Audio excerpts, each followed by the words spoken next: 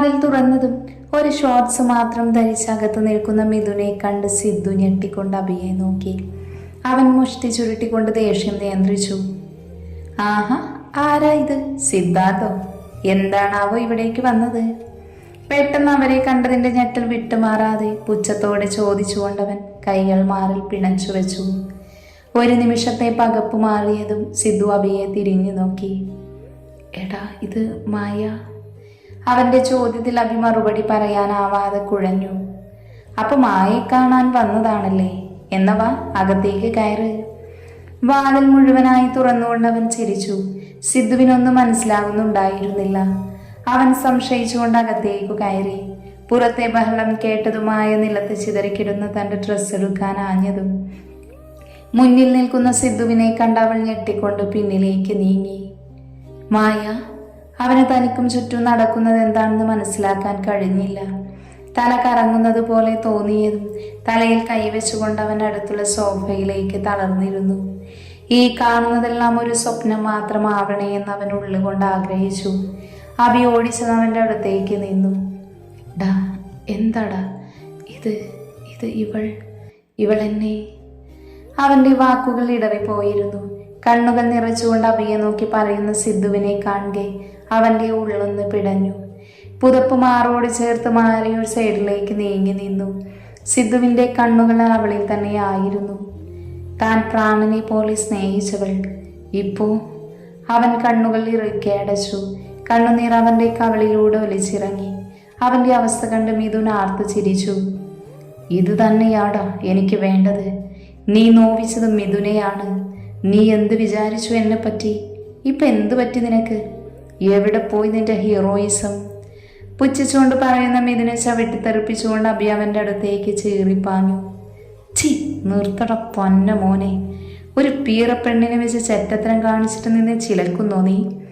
ആണാണെങ്കിൽ ആണുങ്ങളെ പോലെ കളിക്കടാ, അല്ലാതെ ഇവളെ പോലെ അഴിഞ്ഞാടി നടക്കുന്ന ഒരുവളെ കൂട്ടുപിടിച്ചോ നീ? ഛേ! മായയുടെ മുഖത്തേക്ക് അറപ്പോടെ നോക്കിക്കൊണ്ട് അവൻ മുഖം തിരിച്ചു. നിലത്ത് വീണ് കിടക്കുന്ന മിഥുനെ വലിച്ചിഴച്ച് അവന്റെ മുഖത്ത് മുഷ്ടി ചുരുട്ടി പിടിച്ചുകൊണ്ട് നിർത്താതെ അവൻ ഇടിച്ചു. മിഥുന്റെ ശബ്ദം അവിടെ ആകമാനം മുഴങ്ങിക്കേട്ടു. അഭിയുടെ ഇടി തടുക്കാനാവാതെ അവൻ കിടന്നു പുളഞ്ഞു. മായ അത് കണ്ട് പേടിച്ചുകൊണ്ട് പിന്നിലേക്ക് നീങ്ങി നിന്നു. അവനെ വലിച്ചെറിഞ്ഞുകൊണ്ട് അഭി മായയുടെ അടുത്തേക്ക് നടന്നു.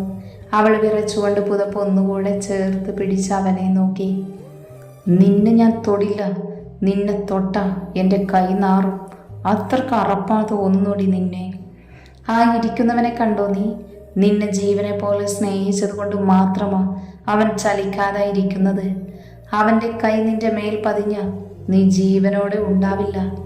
നീ സന്തോഷിക്ക് മോൾ, മനസ്സ് നിറഞ്ഞ് ആഘോഷിക്ക്. ഈ പുന്നാര മോനുമായി കളിച്ച കളി ഓർത്തു വെച്ചോ നീ? നിലത്ത് ചോരയിൽ കുളിച്ച് അവശനായി കിടക്കുന്ന മിഥുനെ ഒന്ന് നോക്കിക്കൊണ്ടവൻ എല്ലാം തകർന്നവനെ പോലെ തലയും താങ്ങി പിടിച്ചിരിക്കുന്ന സിദ്ധുവിൻ്റെ അരികിലേക്ക് നടന്നു. അവൻ്റെ തോളിൽ പതിയെ കൈവച്ചു. അവൻ ഞെട്ടിക്കൊണ്ട് അഭിയെ ഒന്ന് നോക്കി. അവൻ്റെ കണ്ണുകൾ ചുവന്നു നിറഞ്ഞിരുന്നു. സിദ്ധു അവനെ നിർവികാരനായി നോക്കി നിന്നു. പിന്നെ അവൻ്റെ കൈ തട്ടി മാറ്റിക്കൊണ്ട് എഴുന്നേറ്റു നടന്നു. വാതിൽക്കലെത്തിയതും അവനൊന്ന് തിരിഞ്ഞു നോക്കി.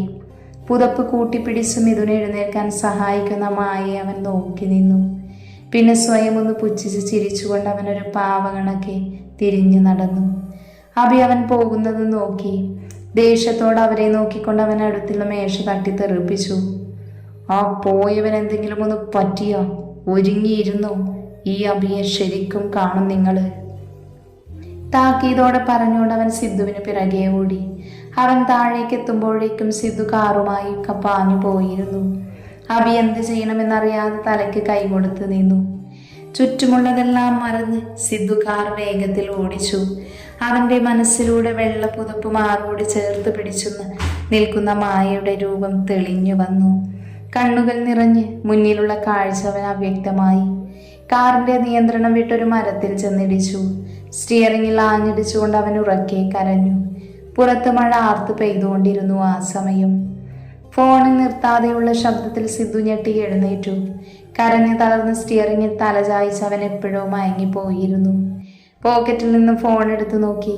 അഭിയാണെന്ന് കണ്ടതും അവൻ മുഖാമർത്തി തുടച്ച് ഫോൺ അറ്റൻഡ് ചെയ്തു. ഡാ സിദ്ധു, നീ എവിടെയാടാ?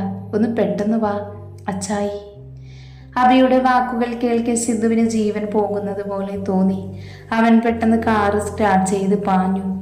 ഹോസ്പിറ്റൽ കൂടി ഓടുമ്പോൾ പലതവണ അവൻ്റെ കാലുകൾ ഇടറി. വേച്ച് വീഴാൻ പോയി അവൻ അബി താങ്ങി നിർത്തി. ഡാ അബി, അച്ഛൻ എന്താടാ പറ്റിയേ, ഒന്ന് പറയടാ, അവൻ അലറിക്കൊണ്ട് ചോദിച്ചു. ആ ഹോസ്പിറ്റൽ മുഴുവൻ അവൻ്റെ ശബ്ദം പ്രതിധ്വനിച്ചു. അബി സിദ്ധുവിനെ ബലമായി പിടിച്ചുകൊണ്ട് അവിടുത്തെ ചെയറിൽ ഇരുത്തിച്ചു. അവനെ കണ്ടതും സുഭദ്രയും അജുവും അവൻ്റെ അടുത്തേക്ക് ഓടി വന്നു. സിദ്ധു മോനെ, അച്ഛൻ. സുഭദ്ര അവൻ്റെ മേലേക്ക് ചാഞ്ഞുകൊണ്ട് കരഞ്ഞു. അജു കണ്ണുനീർ തുടച്ചുകൊണ്ട് അവരെ പിടിച്ചു മാറ്റാൻ ശ്രമിച്ചു. ICUവിൽ നിന്നും ഡോക്ടർ പുറത്തേക്ക് വരുന്നത് കണ്ട് അബി അങ്ങോട്ട് ഓടി. ഡോക്ടർ, അച്ചായി. അവൻ നിറകണ്ണുകളോടെ ഡോക്ടറെ നോക്കി ചോദിച്ചു. ഞങ്ങൾ പരമാവധി ശ്രമിച്ചു, ബട്ട് ഇവിടെ കൊണ്ടുവരുമ്പോൾ തന്നെ his condition is very critical. I am sorry. അബിയുടെ തോളിൽ തട്ടിക്കൊണ്ട് പറയുന്ന ഡോക്ടറുടെ വാക്കുകൾ അവൻ്റെ ചെവിയിൽ ഇടിമുഴക്കം പോലെ മുഴങ്ങി കേട്ടു. കേട്ടത് വിശ്വസിക്കാനാവാതെ അബി തളർന്നിരുന്നു. അവൻ്റെ കണ്ണിൽ നിന്നും കണ്ണുനീർ ഒലിച്ചിറങ്ങി. സുഭദ്ര കുഴഞ്ഞുകൊണ്ട് അജുവിൻ്റെ മേലേക്ക് വീണു. സിദ്ധു നിർവികാരനായി ചുമരിലേക്ക് ചേർന്ന് കണ്ണുകൾ അടച്ചു. മാസങ്ങൾ കടന്നുപോയി. ദേവന്റെ അഭാവത്തിൽ ആ വീട് ഉറങ്ങിക്കിടന്നു. മനസ്സിനേറ്റ മുറിവുകളിൽ സിദ്ധു വല്ലാതെ തളർന്നിരുന്നു. ആരോടും മിണ്ടാതെ ഒരു പാവകണക്കെ അവൻ നിന്നുപോയി. അബിയും അജുവും ഒന്നും ചെയ്യാനാവാതെ തളർന്നു. സുഭദ്രയുടെ നിർബന്ധത്തിൽ സിദ്ധു അച്ഛൻ്റെ ബിസിനസ് ഏറ്റെടുത്തു. ഇനിയും അവൻ ഇങ്ങനെ കാണാൻ അവർക്ക് കഴിയുമായിരുന്നില്ല. പതിയെല്ലാം പഴയ പോലെ ആവാൻ തുടങ്ങി. എന്നാൽ സിദ്ധു മാത്രം എല്ലാം ഒരു വിങ്ങലായി മാറിയിരുന്നു അവൻ്റെ മനസ്സിൽ. സിദ്ധു എന്ന് നിശ്വസിച്ചുകൊണ്ട് തൻ്റെ നെഞ്ചിൽ തലവെച്ച് കിടക്കുന്ന പാറുവിനെ നോക്കി. കണ്ണെല്ലാം ചുവന്ന് ചുണ്ട് വിതുമ്പി നിൽക്കുന്ന പാറുവിനെ കണ്ട് സിദ്ധു ചിരിച്ചുകൊണ്ട് അവളുടെ കവളിൽ തലോടി. അവൾ ഉയർന്നു വന്ന് അവൻ്റെ നെറ്റിയിൽ ചുണ്ടുകൾ ചേർത്തു. ഒരുപാട് വിഷമിച്ചു അല്ലേ? അവൾ അവൻ്റെ കണ്ണുകളിലേക്ക് നോക്കി ചോദിച്ചു. അവനൊന്നും മിണ്ടാതെ ചിരിച്ചുകൊണ്ട് അവളെ പൊതിഞ്ഞു പിടിച്ചു. മായയെ അത്രയ്ക്ക് ഇഷ്ടമായിരുന്നോ? അവൻ്റെ കൈക്കുള്ളിൽ കിടന്നുകൊണ്ട് ചോദിക്കുന്ന പാറുവിനെ സിദ്ധു കുറുമ്പോടെ നോക്കി. എടി കുശുംബി, അവളുടെ മൂക്കിൽ തട്ടിക്കൊണ്ട് പറയുന്ന സിദ്ധുവിനെ അവൾ ചുണ്ട് പിളർത്തി നോക്കി. നിക്ക് കുശുമ്പൊന്നുമില്ല. അവൻ അവളെ ഒന്ന് നോക്കിക്കൊണ്ട് അവൾ മേലേക്ക് കയറി കിടന്നു. കൈ രണ്ടും അവളുടെ ഇരു സൈഡിലും കുത്തിക്കൊണ്ട് അവളുടെ കണ്ണിലേക്ക് ഉറ്റുനോക്കി. എന്താ നോക്കുന്നേ? അവൻ്റെ നോട്ടത്തിൽ പതറിക്കൊണ്ട് പാറു അവൻ്റെ തോളിൽ ഇറുക്കെ പിടിച്ചു. കുശുമ്പില്ലേ നിനക്ക്? അവൻ്റെ ശബ്ദത്തിൽ പോലും അവൾ കോരിത്തരിച്ചു. കണ്ണുകൾ പിടച്ചുകൊണ്ട് അവനെ നോക്കി തല ചലിപ്പിച്ചു. ഒട്ടും കുശുമ്പില്ല. അവൻ്റെ ശബ്ദം വല്ലാതെ ആർദ്രമായി. മുഖം അവളുടെ അടുത്തേക്ക് അടുപ്പിച്ചുകൊണ്ട് പറയുന്ന അവനെ നോക്കി അവൾ ഉമിനീരിറക്കി. അവൻ കൗതുകത്തോടെ അവളുടെ തൊണ്ടക്കുഴിയിലേക്ക് നോക്കി നിന്നു. പതിയെ അവിടെ ചുണ്ട് ചേർത്തതും അവൻ്റെ ചുണ്ടുകളുടെ ചൂടിൽ അവൾ പുളഞ്ഞുകൊണ്ട് ഉയർന്നു പൊങ്ങി. അവൻ്റെ അതിരങ്ങൾ മാറിലൂടെ ഇഴഞ്ഞു വയറിൽ ചെന്ന് നിന്നു. സാരി പതിയെ മാറ്റിക്കൊണ്ടവൻ അവളുടെ അണിവയറിൽ ചെറുതായൊന്ന് മുത്തി. അവൾ ശ്വാസം ഉള്ളിലേക്ക് വലിച്ചുകൊണ്ട് ബെഡ്ഷീറ്റിൽ കൈ ചുരുട്ടി പിടിച്ചു. അണിവയറിൽ ഭംഗിയായി ചുറ്റി വരിഞ്ഞു നിൽക്കുന്ന അരഞ്ഞാണം അവൻ വിരൽ കൊണ്ട് ചുഴറ്റി അവളെ തല ഉയർത്തി നോക്കി. എനിക്ക് നിന്നിൽ ഏറ്റവും ഇഷ്ടമുള്ളത് എന്താണെന്ന് അറിയുമോ പാറു നിനക്ക്? നിന്റെ ഈ വെണ്ണ പോലുള്ള അരക്കെട്ടിൽ ചുറ്റിക്കിടക്കുന്ന ഈ അരഞ്ഞാണം. ഇത് കാണെ എന്നെ തന്നെ എനിക്ക് നിയന്ത്രിക്കാൻ കഴിയുന്നില്ല. ഇതെന്നെ നിന്നിലേക്ക് വലിച്ചടുപ്പിച്ചുകൊണ്ടിരിക്കുന്നു പാറു. അരഞ്ഞാണത്തിൽ ചുണ്ടുകൾ ചേർത്തുകൊണ്ട് പറയുന്ന സിദ്ധുവിനെ അവൾ കിതച്ചുകൊണ്ട് നോക്കി. അവൻ്റെ ഓരോ വാക്കുകളും അവളിലെ വികാരങ്ങളെ ഉണർത്തുകയായിരുന്നു. അവൻ അവളെ ഒന്ന് നോക്കിക്കൊണ്ട് അവളുടെ പൊക്കിൽ ചുഴയിലേക്ക് മുഖം പൂഴ്ത്തി. അവളൊന്ന് ഏങ്ങിക്കൊണ്ട് അവൻ്റെ മുടിയിൽ കോർത്തു വലിച്ചു. നാവുകൊണ്ട് അവളുടെ പൊക്കിൾ ചുഴിയെ അളന്നുകൊണ്ടവൻ അവിടെ ചെറുതായി കടിച്ചു നുണഞ്ഞു. അവളുടെ കണ്ണുകൾ കൂമ്പിയടഞ്ഞു. ഇനിയും പിടിച്ചു നിൽക്കാൻ കഴിയില്ലെന്ന് കണ്ടതും അവൻ അവളുടെ മേലേക്ക് അമർന്നുകൊണ്ട് അവളുടെ അതരങ്ങളെ കടിച്ചെടുത്തു. ഒടുവിൽ അവളിൽ നിന്നു തന്നെ തളർന്നു വീഴുമ്പോഴും അവൻ്റെ ചുണ്ടിൽ നിറഞ്ഞ പുഞ്ചിരിയുണ്ടായിരുന്നു. അവൻ അറിയുകയായിരുന്നു പാറുവിൻ്റെ സാമീപ്യത്തിൽ തൻ്റെ എല്ലാ സങ്കടങ്ങളും അലിഞ്ഞില്ലാതായത്. പുഞ്ചിരിച്ചുകൊണ്ട് തൻ്റെ മാറിലേക്ക് തലചായ്ച്ചു വെച്ച് കിടക്കുന്ന സിദ്ധുവിൻ്റെ മുടിയിഴകളിൽ വിരലുകൾ ചലിപ്പിച്ചുകൊണ്ട് പാറു പതിയെ കണ്ണുകൾ അടച്ചു. ദേവന്റെ അഭാവത്തിൽ സിദ്ധുവിൻ്റെ കല്യാണം ലളിതമായാണ് നടത്തിയത്. അതുകൊണ്ട് തന്നെ തങ്ങളുടെ കല്യാണവും അങ്ങനെ തന്നെ മതിയെന്നാണ് അഭിയുടെയും അജുവിൻ്റെയും അഭിപ്രായം. കല്യാണത്തിന് ഇനി കുറച്ച് നാളുകൾ കൂടിയേ ഉള്ളൂ. അടുത്ത ബന്ധുക്കൾ മാത്രം ക്ഷണിച്ചു. ദിയയുടെ വീട്ടുകാർക്കും ആർഭാടത്തിലധികം താല്പര്യമില്ലായിരുന്നു. ഈ പെണ്ണിന്റെ കളി കണ്ടോ? നാളെ കല്യാണം കഴിക്കേണ്ട പെണ്ണാ. കൊച്ചുകുട്ടികളുമായി ഓടിക്കളിക്കുന്ന ദേവുവിനെ നോക്കി ശാരദ തലയ്ക്ക് കൈകൊടുത്തുകൊണ്ട് പറഞ്ഞു. സുഭദ്ര ചിരിയോട് അവരുടെ അടുത്തേക്ക് നടന്നു. വേറെ എങ്ങോട്ടും അല്ലല്ലോ, എൻ്റെ അടുത്തേക്കല്ലേ. അവളുടെ ഈ കുറുമ്പൊക്കെ ഒരു രസമല്ലേ ശാരദയെ? അടുത്തുള്ളൊരു കുട്ടിയെ നോക്കി കൊഞ്ഞനം കുത്തിക്കൊണ്ട് ചുണ്ടുകൊട്ടിരിക്കുന്ന ദേവുവിനെ നോക്കി ചിരിച്ചുകൊണ്ട് സുഭദ്ര പറഞ്ഞു. അവളുടെ കളി കണ്ട് ശാരദയും അറിയാതെ ചിരിച്ചുപോയി. ഈ പെണ്ണിന് ഇനി എന്നാണാവോ ബോധം വരിക? ശാരദ അവളെ നോക്കി ചിരിച്ചു.